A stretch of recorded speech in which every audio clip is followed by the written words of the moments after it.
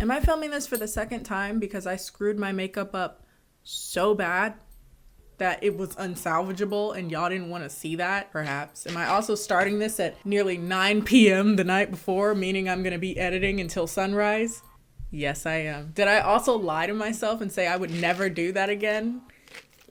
No comment. Hello everyone, it's Kendall here. If you're new around here, welcome. If you're not new around here, what is up, home skillet biscuit? Happy Saturday. If you're new around here, Saturday is when I do a little something on my channel called Bad Movies in a Beat, the series on my channel where I talk about bad movies while putting my makeup on. I have glitter all over, man. I don't know why I said it like that. I'm delirious. Last week we talked about the communal fever dream known as Netflix's Death Note movie, a movie that we would all like to forget as a collective. So if you want to just watch a video of me raging for 32 minutes as an original Death Note fan, the anime, you can check that out up above. And if you want to check out any of the other movies in this here series, feel free to check it out in the Bad Movies in a Beat playlist. Oh, that was sexy. Playlist. B98.7. That's a very specific joke. Oh my god. This week's movie was pulled from the very deep recesses of my mind. I actually feel as though I'm way overdue and I need to thank a particular friend of mine because in many ways she is probably the largest inspiration for this series. And that is my friend Miosha. Whenever I would go over her apartment, she would always be playing the most awful movies that she would find in the cesspool that is Netflix independent films. One of the ones that she was watching on one particular evening sparked my love of bad movies, and this was several years ago. And that film was an independent black film by the name of The Man in 3B. The Man in 3B is a 2015 independent black film that does in many ways check all the boxes related to black independent films. I've kind of talked about this in some respects during my Tyler Perry roasting in my review of A Fall from Grace, so if you haven't seen that, you can also check that out up above. But independent black films tend to be dramas or dramedies, romance, drama, comedies. There you go. They're often made, and I don't know why this is, but they tend to be made and performed much like plays, like they weren't ever meant to be on film. It's usually about a black woman who is being cheated on by a black man, and then she finds love with another man. And over the course of the next hour and a half, 2 hours, her life is going to be completely flipped upside down by this new man. The first man will probably become jealous in some way or in one way or another need her assistance, kind of crawling back on his hands and knees, remembering all the things he did wrong. And let me just say, this movie is no exception. It's exactly like that. That is the movie. I don't know. I have a love-hate relationship with these films. I feel they feel familiar, and that's both a good and a bad thing. I'm like, stop making this movie. Can we ever make a movie that is not just about black people having failing marriages? Can we just please? It's full of bad acting, incoherent, poorly sewn together subplots that all don't really make sense by the end of it. And of course, some loosely recognizable figures in black acting, including but not limited to Billy D. Williams, that kid that played Arnez in One-on-One. I'm gonna just call him Arnez through the whole movie. And of course, the mom from Sister Sister, Miss Jackie Harry. Now, I'm pretty sure that literally no one has seen this movie, but bear with me if it's a little confusing. If you want to, feel free to watch it because I believe it's just on YouTube because it's on no streaming sites anymore. It was on Netflix, but pretty sure it's not there anymore. But this movie centers around Connie. Connie is... well, damn, I don't really know what to say about Connie because they didn't really give her any identifying traits other than she's married to a butthole and she's gained weight in her marriage and that's resulting in her marriage failing. Yeah, I don't know what she does. I don't know anything really about her other than that now that I started talking. But Connie be our woman that finds love throughout this movie. So the movie begins with a very dramatic slow motion shot of an apartment building being burned down and a bunch of people crying outside of it. Everyone seems very distraught and saddened by whoever has died. Next up, we have a very perplexing theme song. Have y'all ever seen like a drama movie with a theme song? Is that not the weird? Like, I've seen action movies. I've seen like superhero movies with a theme song, you know, that references the main hero, so to speak, of the movie, Spider-Man, yada yada. I've never had like a movie that isn't like action based have a theme song for a particular character, because there's some prime lyrics such as, he's the man in 3B, you better watch out, he's a hustler and he's Carrie. Can he also dig it? He's got an S on his chest, the Star of David round his neck, and that boy not playing. Shaft. Also, the Star of David thing. They try to act like that's important, but at no way in the film do they really expand upon how him being Jewish really matters all that much, except for like some sloppiness towards the end that I'm probably not even gonna mention because it's inconsequential to the movie. The fact that he's Jewish adds nothing to the movie other than gives him a reason to wear a Star of David, which if you're not gonna expound upon him being Jewish, he could have worn anything. L'chaim, what can I say? See, this is where everything fell apart the first time, so sorry, I'm gonna have to concentrate here. So when the film finally starts, because that song is like a hot ass 3 to 5 minutes, we meet Connie and her husband. Her husband is a douche nugget, and they make sure to let us know immediately that he has some weird thing about her gaining weight since they've gotten married. Didn't you just get this like 2 months ago? Her weight gain turns into the thing that kind of is the tipping block of their marriage falling apart, which is just laughable. Oh my god. Like, if he didn't love you fat, he probably didn't love you skinny either. So over the next few scenes, we're gonna be introduced to a lot of people. So many that I'm gonna try to cut the fat as much as possible. But there's like a group of gossiping women. You don't need to know them separately, just know them all together. They sit on the front porch and gossip like old hens. One of these hens is having an affair with this bald dude. The bald dude has a son who is Arnez. They don't have the best relationship, the bald dude and Arnez, because Arnez is kind of put on the back burner as his father continues a relationship with one of the hens who is actually a married woman. She has great cheekbones, by the way. There are 2 other women. One of them is Connie's stepdaughter.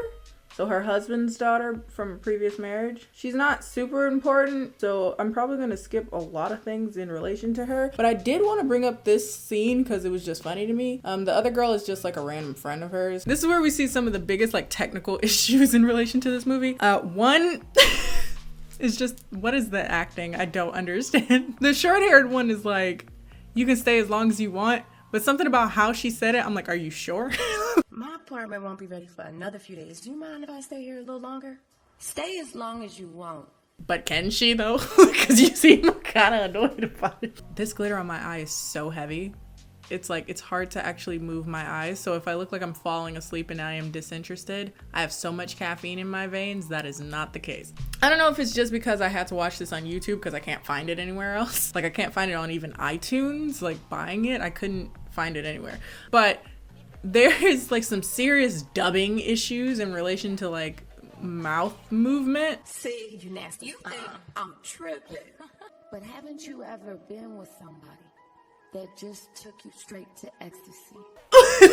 What? The volume is off, like it's inconsistent. Anyway, finally we meet the man in 3B. Very fine, that's all we need to know about him, at least initially. He seems to be someone who's at least originally from the area, but he's moving back. He already knows Arnez, which I'll get to later why that's kind of weird. Soon after he moves back into the neighborhood, Connie meets the man in 3B. They have a very awkward first meeting where she's like tripping over her words, and she's like, oh my god, he's the finest thing I ever seen. She's hyperventilating, she can't catch her breath. He's just the finest thing ever. Girl, I don't think I want to meet somebody that fine. That I ain't trying to die. Oh, goals. I want to have that effect. People are just like, oh, she's all right. I'm trying to get like Janae Aiko. Y'all seen that interview where like the dude, she just looks up at the guy and he just starts tripping over his words? Goals. I mean, what is, I'm sorry. I'm not there yet. Anyway, Connie and the man from 3B, his name is actually Daryl, they end up striking up a flirtationship. She runs into him one time while she's exercising. How you doing? Oh, good. Are you out here working out? Yeah, Serious about getting in shape, huh? I'm really trying to save my marriage, so I'm just kind of working out, you know. She says this so casually to him, like, I'm exercising, trying to save my marriage.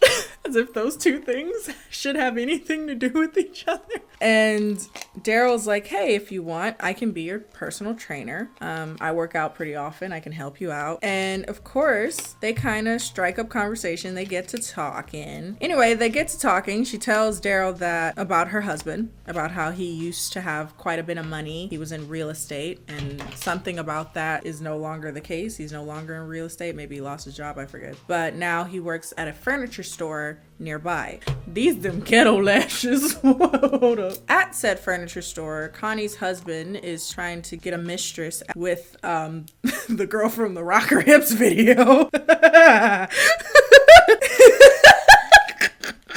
Sorry. That's funny. I don't care what nobody says. And though she does indeed have 32 flavors of Bootylicious bubblegum, stop it. Bad. She says she doesn't want to start anything up with him, not because he's married, but because he ain't got no money. Spoken like a true businesswoman. But alas, the husband believes that he's about to get a promotion. He's going to be the new manager of the store, at which case he would be making more money. By the way, this storyline really doesn't matter. I just really wanted to do the crime mob joke. I just really wanted to reference that. I'm sorry. Arnez gets in a gang fight, quote unquote, in broad daylight. Hella witnesses and no guns, like a baseball bat. Okay. And no one runs away, by the way. They see a fight breaking out and no one like gets away from gang violence. They just all like, oh my God, this is crazy. Anyway, this fight is broken up by Daryl, and a very, very, very small man brings out a gun. And once he realizes it's Daryl, quote, a hood legend. Sorry.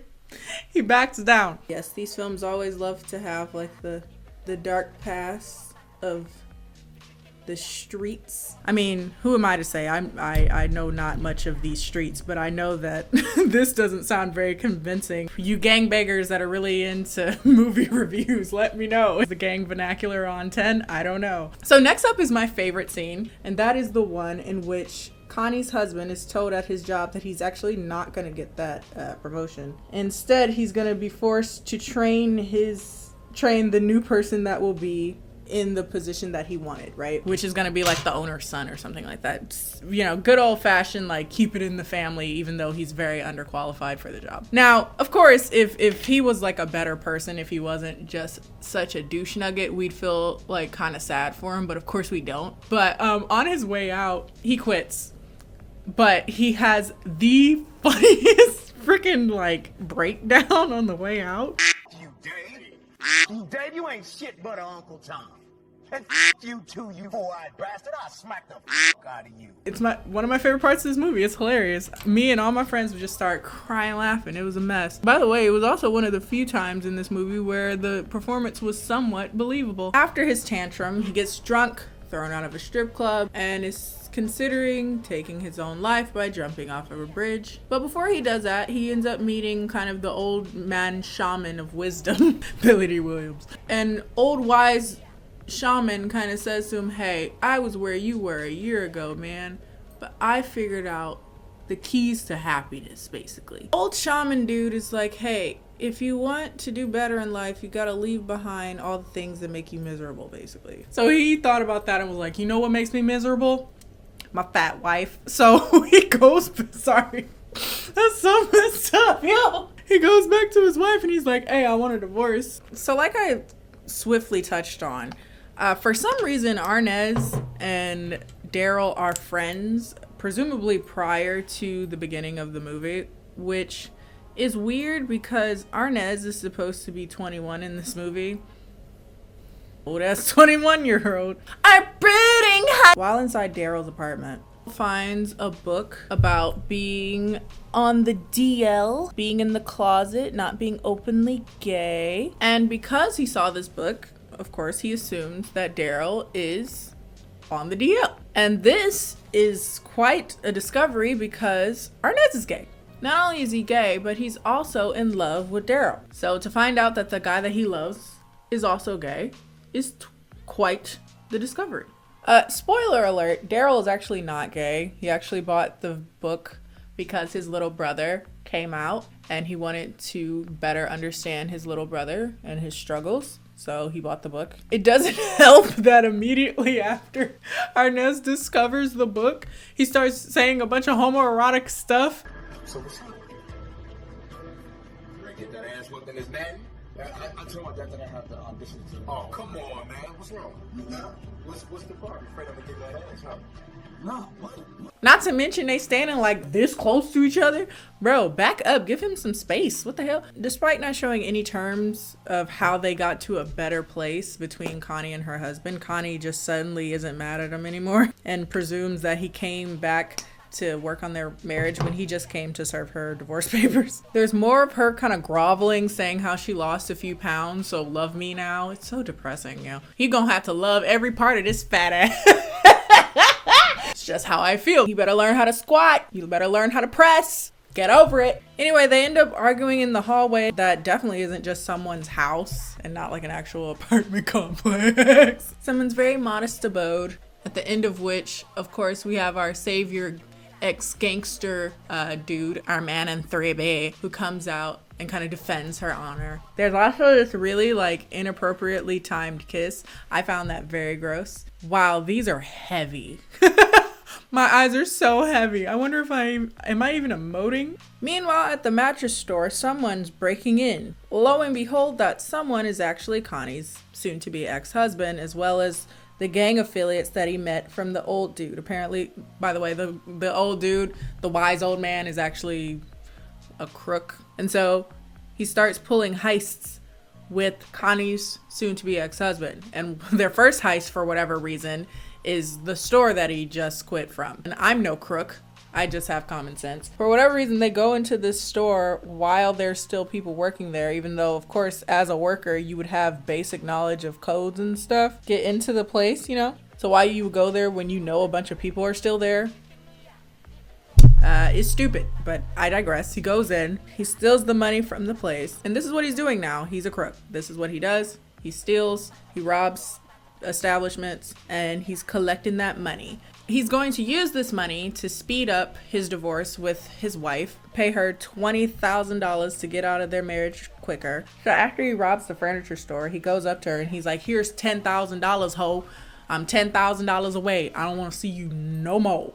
Back to Arnez. Throughout the movie, I've been skipping many of the scenes. There's been like little things going wrong with him and his father. And his father has a problem with Arnez hanging out with Daryl. Partly because he's an ex-gangbanger, but probably more so because he thinks that Daryl is, quote, making him gay. And so frustrated and disillusioned by his father, Arnez goes to Daryl, pained and angry because his father won't let them be together, right? Arnez confesses his feelings and talks about how frustrated he is that his father won't let them be together, and Daryl's incredibly confused because, if you recall, he's not gay, nor is he's not into dudes at all. So he's not in any way, shape, or form into dudes. As you can imagine, that's very awkward. Arnez, flustered and embarrassed, runs away. A few days go by and Arnez is still missing. Frustrated by his son's apparent infatuation with Daryl, Arnez's dad comes to fight Daryl over it. He's like, hey, you're turning my boy gay. And Daryl's like, hey, you just gotta accept it. Your boy's gay. It is what it is. I didn't do nothing with your boy. I don't want your boy. I'm not gay. But your son is, and it's something you just gotta accept. Gotta be there for your son. Maybe you would know his struggles if you were there for him. During the scuffle, of course, very conveniently, Arnez comes back and he's mad because he was outed. So now Arnez hates him. There's also a subplot, again, that I haven't really talked about at all. That doesn't matter. Just know that there's a lot of people that hate Daryl, right? Now the police come looking for Connie's soon-to-be ex-husband because they have suspicion that he's been orchestrating robberies. Desperate and panicking that he's gonna get caught, the husband is calling around to the old shaman man and he's like, hey, help me, get to my money that's offshore, help me leave the country, I'm gonna get booked, and the old man is kind of like, I don't care. The shaman guy has already fled out of the country and he's like, you're on your own, boat. You on your own, sis. You figure it out yourself. The husband goes back to Connie and he's like, hey, that $10,000 I gave you, I'm gonna need that back. Now, this is the weirdest and most abrupt transition, but the next thing you know, there's a fire and someone dead, presumably Daryl. And for some reason, somehow, this movie has suddenly turned into like a murder mystery, like a crime drama, where everyone's being questioned about people that could possibly want Daryl dead. And by the way, I've cut out quite a few of the subplots, but just know everybody want him dead. They're questioning people like, why would XYZ person want Daryl dead? Lo and behold, like, everybody and their mama have threatened him, so literally anybody could be the person that wanted Daryl dead enough to kill him. But the person that they end up booking is Arnez's dad, because he confesses because he thinks that Arnez did it, but Arnez didn't do it. And then basically they just skip 3 months ahead. The father and Arnez are both not in jail, and they don't talk about how he got out. Connie gives Arnez Daryl's brother's number because he's gay, so like two gays together, that's all we need. They don't need to like have anything in common outside of that. And then Connie moves to a secret island where she meets up with none other than Daryl. Ah yes, because we faked his death. Daryl didn't actually die. They instead killed her husband, put the Star of David around his neck, and that was enough to know that Daryl died. They didn't do an autopsy. They didn't do any form of DNA testing. They're like, he's wearing that Star of David. That's him. And basically that's the end. It's very poorly wrapped up. It's a horrible movie. It is trash. It is basura. It is siregi. 'Tis garbage. I did end up cutting out quite a few subplots for the sake of continuity. So if you would like to check out this combustible garbage, be sure to check it out on YouTube. It's a conversation piece, certainly. 'Tis all for today, folks. If you like this video, be sure to like this video. Follow me on all my social media, Instagram and Twitter, both of which are KennieJD. If you have any recommendations for bad movies and a beat, I'm always listening. Be sure to put those down in the comment section, and I will see you guys next time.